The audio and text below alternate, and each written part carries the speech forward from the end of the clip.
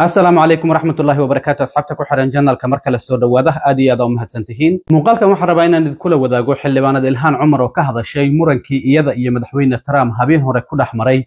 كونغرس كدي مركي ترام قد بدي State of the Union وجدنا يي شعب كأمريكان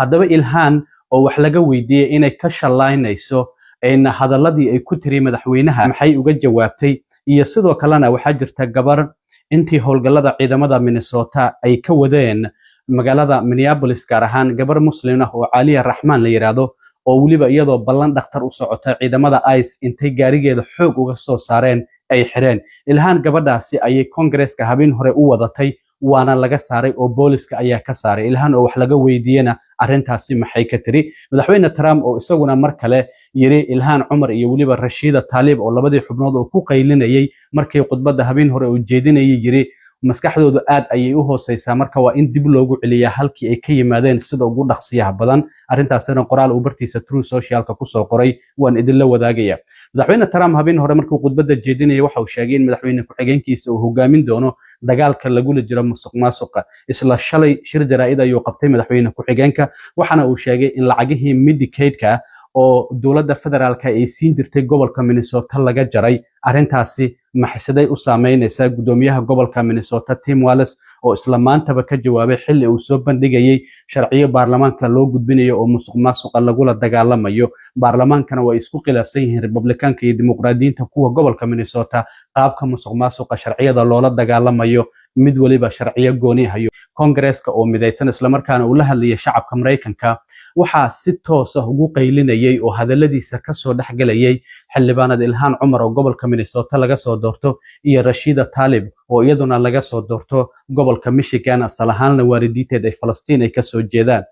mar uu Trump dhahayay shacabka Mareykanka waa inaan difaacnaa waxa la arkayay ilhaan Umar oo dhahayso adiga ayaa dad Mareykan dilay ayaa tahay been ayaad sheegaysaa ku qaylinayso hadaba waxa jiray xubno badan oo dimuqraadiyiin ah oo khudbadda madaxweynaha aan imaanin Hakim Jeffries oo madax u ah xubnaha dimuqraadiyiinta ee aqalka wakiilada ku jira ayaa waxa uu ku waaniyay xubnaha dimuqraadiyiinta in aysan tagin khudbadda madaxweynaha haddii ay tagaana in ay iska aamusaan oo aysan hadlin arrintaasi marka telefishinka CNN-ka ayaa marka waxa uu su'aal ka weydiiyay xildhibaanada ilhaan Umar ma waxaad ku xadgudubtay talooyinkii hoggaankiina uu idin soo gudbiyay maadaama aad tagtay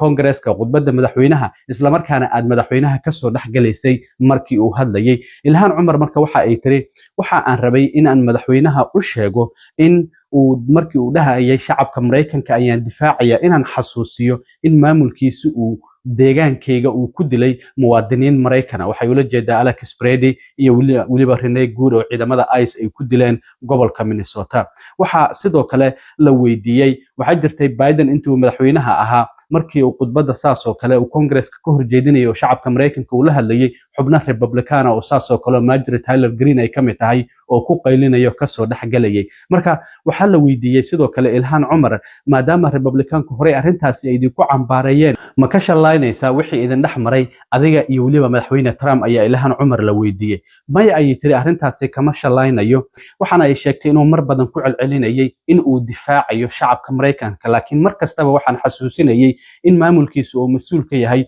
dilka labadaas qofood oo lagu dilay magaalada Minneapolis waliba deegaanka aniga la iga soo doorto oo dad dariskeena ahaa sidaas darteed waxay tiri muhiimadda ay leedahay in shacabka Mareykanka la difaaco ayaan madaxweynaha xasuusinayay sidoo kale waxa la yiri ma waxa wanaagsaneed inaadan tagin goobtaasi gabi ahaanba khudbadda madaxweynuhu uu ka jeedinayo Congress-ka amaba inaad iska aamusto marka waxay tiri anigu waxaan doonayaa dadka deegaanka la iga soo doorto inay halkaas iga arkaan isla markaana ay maqlaan waxana ay xaqiijisay sidoo kale inaysan marnaba ka shalaanaynin waxyaabihii Trump ay ku tiri intii khudbadda uu jeedinayay sidoo kale gabadhii martida u ahayd oo ay waday oo Caliya Raxmaan oo gabar 43 jir isla markaana iyadoo ballan dhakhtar u socota 12 bishii January ciidamada ICE intay daaqada gaarigeeda ku jabiyeen xoog uga soo saareen waliba waa gabar baahiyaha gaar ah qabta oo curyaana ay ilhaan Umar marti ahaan halkaas u geysay marka gabadhaas ciidamada booliska ee caasimada oo Congress-ka ilaaliya ayaa ka saaray Congress-ka ilhaan Umar ayaa arrintaasi wax laga weydiiyay waxay tiri ha arrintaasi waa ay jirtaa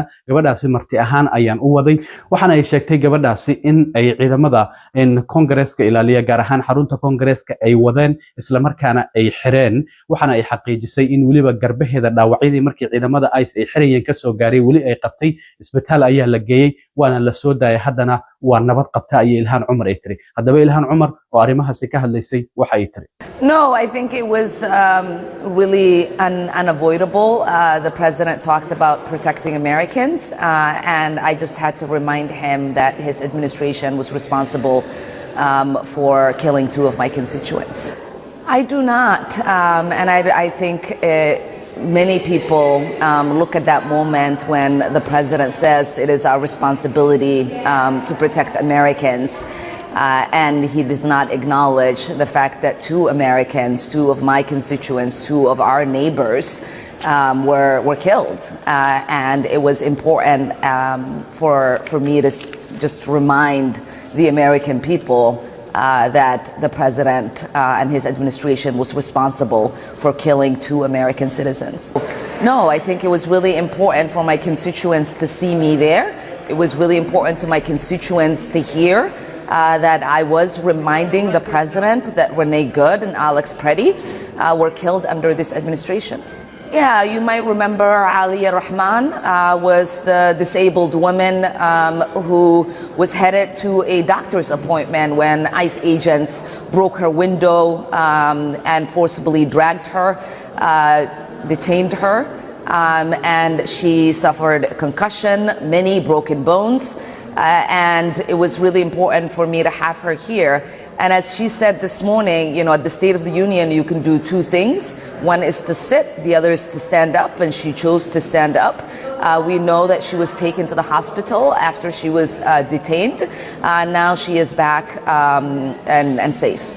dhinaca kale madaxweyne Trump ayaa bartiisa True Social isaguna ku soo qoray in labada xubnood ay ku qaylinayeen markii khudbadda habeen hore uu jeedinayo Ilhaan Cumar iyo waliba Rashida Tlaib oo waalidiinteeda asal ahaan Falastiin ay ka soo jeedaan inay yihiin dad maskaxdoodu aad u hooseyso waxana uu sheegay inay yihiin dad xanuunsan isla markaana sidoo kale waalan waxa uu yiri waa in si degdeg ah loogu celiyo halkii ay ka yimaadeen walow aan ognahay waliba Rashida Tlaib inay ku dhalatay wadankan Mareykanka gobolka Michigan gaar ahaan Dearborn ayaa laga soo doortaa marka Trumpna waxa uu yiri dadkan waa in halkii ay ka yimaadeen aan dib ugu celinaa qoraalkan ayuu bartiisa True Social uu ku soo qoray dhinaca kale madaxweyne Trump habeen hore khudbadiisa waxa uu sheegay in uu ku dhawaaqay madaxweyne ku-xigeenkiisa JD Vance inuu hogaamin doono dagaalka lagula jiro musuqmaasuqa isla shalayba waxa shir jaraa'id qabtay madaxweyne ku-xigeenka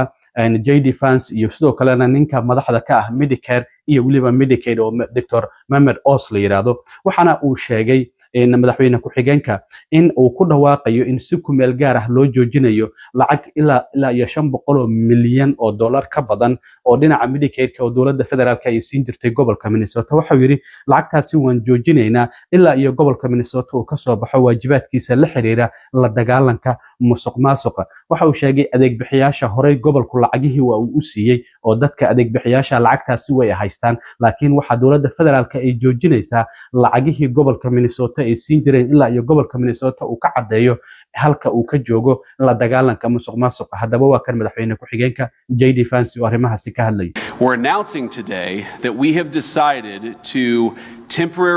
temporarily halt certain amounts of Medicaid funding that are going to the state of Minnesota in order to ensure that the state of Minnesota takes its obligations seriously to be good stewards of the American people's tax money. Now, what is this going to mean? What this means is that, first of all, the providers on the ground in Minnesota have actually already been paid. The state has paid those providers the money. What we're doing is we are stopping the federal payments that will go to the state government until the state government takes its obligations seriously to stop the fraud that's being perpetrated against the American taxpayer. dhinaca kale baarlamaanka gobolka Minnesota ayaa waxay ka doodayaan sharciyo kala duwan oo qaabkii musuqmaasuqa lagula dagaalami lahaa dhinaca dimuqraadiyiinta waxyaabaha ay soo jeediyeen waxa kamid ah sharciyada ay doonayaan in lagula dagaalamo in la badiyo in la booqdo hay'adaha adeegga siiya dadka loo adeegayo oo markastaba booqasho lagu sameeyo sidoo kale background check in lagu sameeyo hay'adaha adeeg bixiyaasha oo iyagu dadka doonaya adeeggaasi inay siiyaan iyo in la casriyeeyo kombiyuutarada in duqoobay ee gobolka uu ku shaqeeyo qaabka systemkaasi gabahaanba in la bedelo iyo sidoo kale in la sameeyo hay-ad la dagaalanta musuqmaasuqa dhinaca republicaankuna iyaguna waxa ay doonayaan in la sameeyo xafiis madax bannaan kaasi oo u xil saaran la dagaalanka baarag guud in la sameeyo oo u xil saaran la dagaalanka musuqmaasuqa sidoo kale gudoomiyaha gobolka Minnesota Tim Walz oo isaguna ka jawaabay hadalkii shalay ka soo yeeray madaxweyne ku-xigeenka oo sheegay in dowladda federaalka ay joojinayso lacagihii Medicaid ee gobolka Minnesota la siin jiray ayaa waxa uu sheegay isla markaana soo bandhigayay sharciyo cusub oo gobolka uu doonayo musuqmaasuqa inuu kula dagaalamo ayaa waxa uu xaqiijiyay in maamulkan